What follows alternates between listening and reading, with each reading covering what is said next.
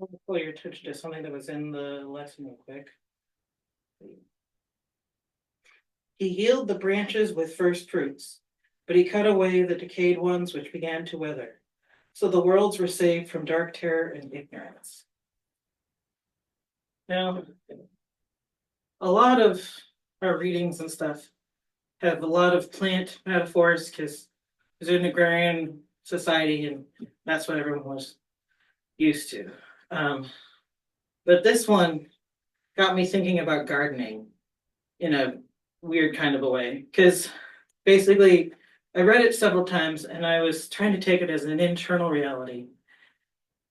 And my first thought was, man, I wish pruning my internal garden was as easy as the lesson makes it seem.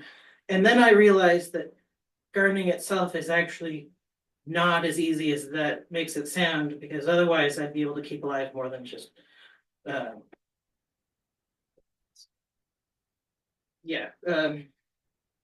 forgetting the name right now, but succulents, thank you. And then I realized further that some of it has to do with ignorance, which is true both with gardening and with life.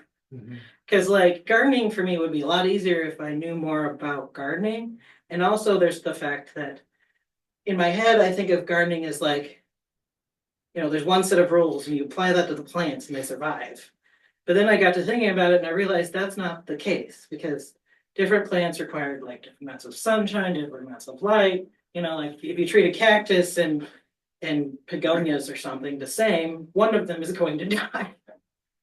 And people are the same way. Like how, the conditions in which one thrives is not the same conditions that another one will survive, and vice versa, which is a lot of the reason why the nose is a very individualized experience, because a cactus would not have the same gnostic experience as a begonia.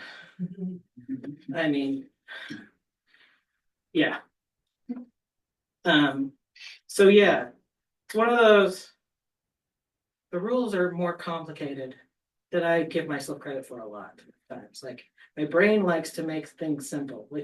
Like with the lesson, it's like, it's like, okay, he prunes the stuff that needs to go away and he heals the stuff that's still good. But one of the things I realized upon reading it several times is that the stuff that was already going bad withers further.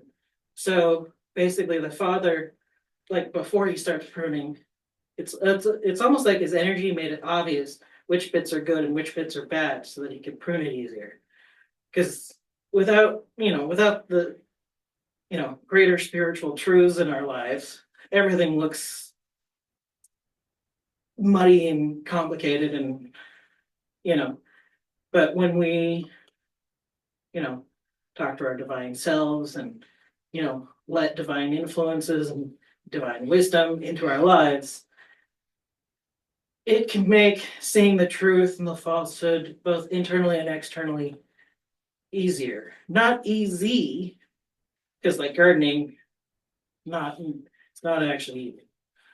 A lot of it's time, effort, and willingness to realize what you don't know when you don't know it, and realize what you do know when you know it, and knowing the difference. And sometimes it's the last bit that's the hard part, at least for me. Yeah.